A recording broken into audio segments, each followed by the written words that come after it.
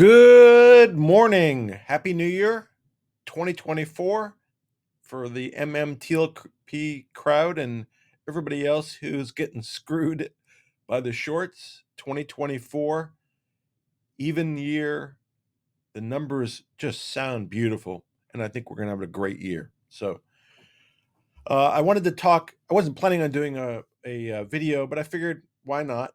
So, I'm doing one on TradeStation and kind of concepts about why what when can you sue and what's required, and that's my thought about TradeStation.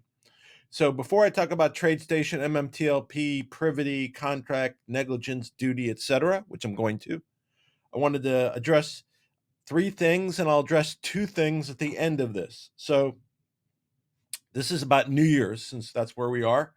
So for New Year's Eve, when you're a young person, a really young person, you want to stay up past midnight.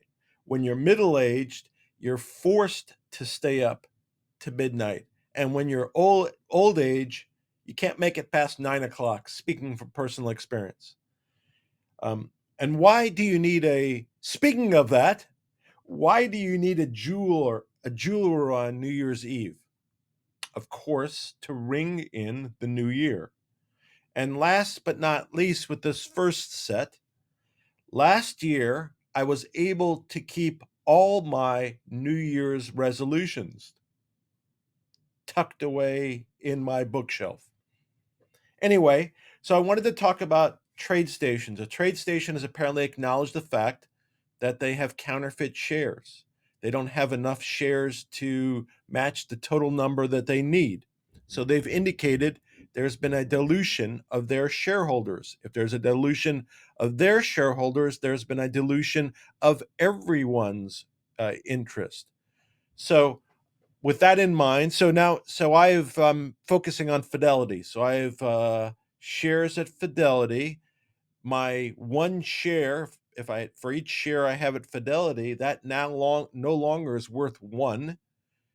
If there are no other counterfeit shares other than TradeStation, which we know is not the case, but for this discussion, we'll assume that's the case. But my one share is now worth 0.95 or something along those lines, but not one.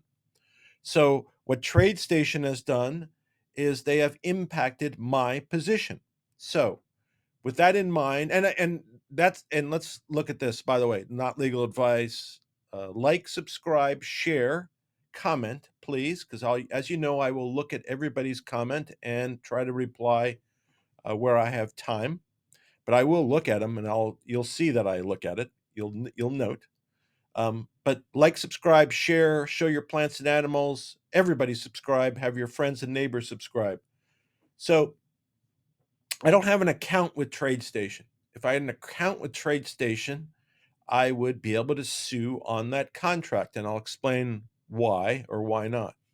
There may be issues about arbitration, there may not be, but I would have an ability to sue. But I don't have a contract with TradeStation. So there may be some securities violations that might apply.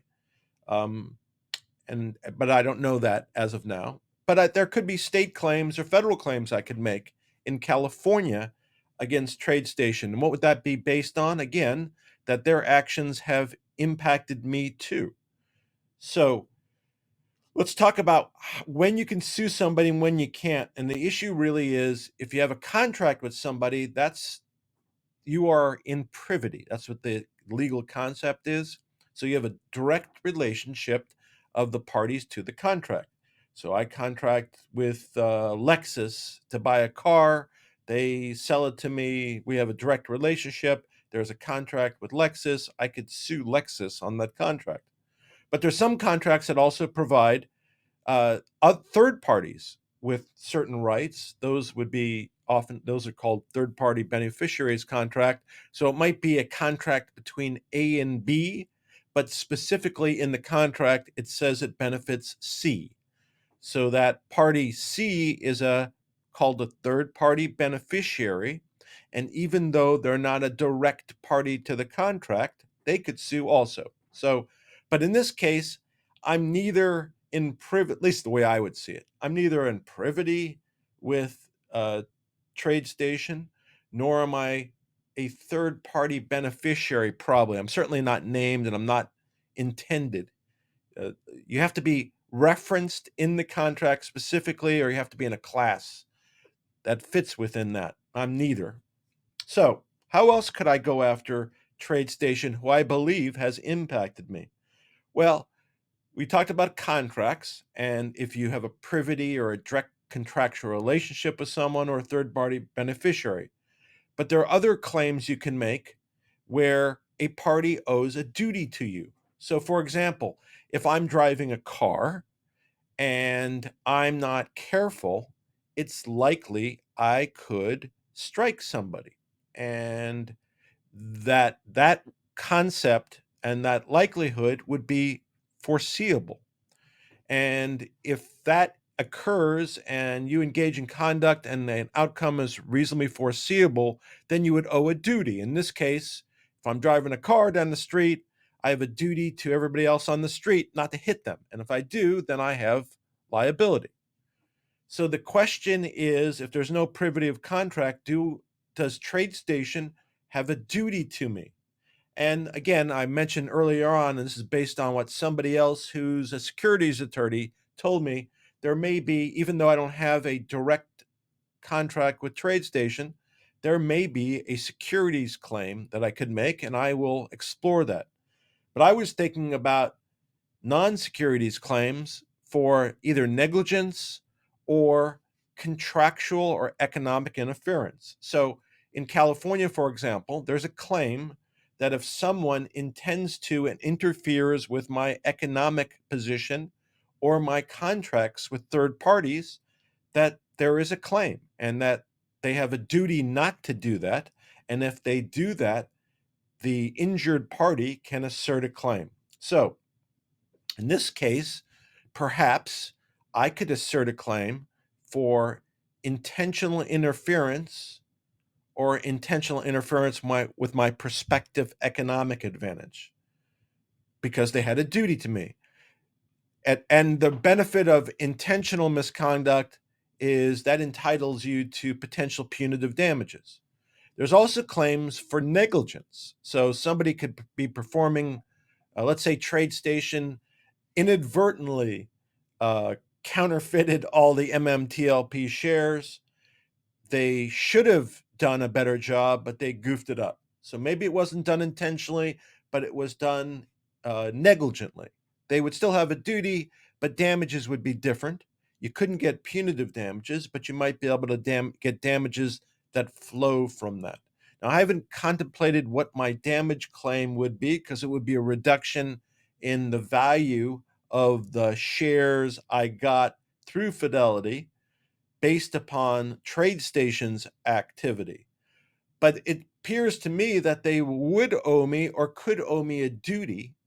And if they owe me a duty, then I could bring non-contract claims in court in California. And I would probably start out in state court. They might remove it to federal court, and we get a chance to test whether there's liability under those circumstances and whether they owe me a duty when I'm not a contracting party with them. So, and the one benefit is since I don't have a contract, there's no arbitration provision, so nothing will stop me from being able to sue them. Whether I could prevail or not, that's to be seen. But it would open up the doors of discovery in my action versus TradeStation. So I'm considering that, and I will let you know what I decide. Something that popped in my head this morning. Thought maybe I could take advantage of it. Obviously, people that have TradeStation accounts certainly can pursue TradeStation, not legal advice, of course, but they could. And if I had a TradeStation account, since I did this against Fidelity, obviously I would go against TradeStation because maybe one will open the door for everybody. So just kind of go back over those. I gave you 3 terrible jokes. Then we talked about contract claims versus negligence or intentional interference claims, the issue of privity of contract, the necessary to be a contractual relationship or a third party beneficiary versus the concept of duty and in a duty situation, negligence and other tort claims. And that's where I'm at as of this morning in considering whether I'm going to pursue TradeStation for my claims involving my stock, obviously, to for the benefit of the community, but based on my claims and to open the door for additional discovery. And I will obviously keep you apprised, and I will be making a decision on that, I'm sure, within a week or so. So on the way out, I said I'd have 2 jokes going on the way out. Here they are. What did the cat say on New Year's Eve? Meow. What else would you expect the cat to say? And last but not least, what do you call someone who claims to know all the words of Auld Lang Syne? And that's that stupid song we sing on New Year's Eve. So what do you call someone who claims to know all the words of that song? A liar. Anyway, I hope that was helpful and made sense. And again, if you have questions, let me know. I will certainly let you know about whether I file an action against TradeStation. I'm certainly considering it, and we'll keep you apprised. Everybody, be well. Take care. Have a wonderful day today. Enjoy the football.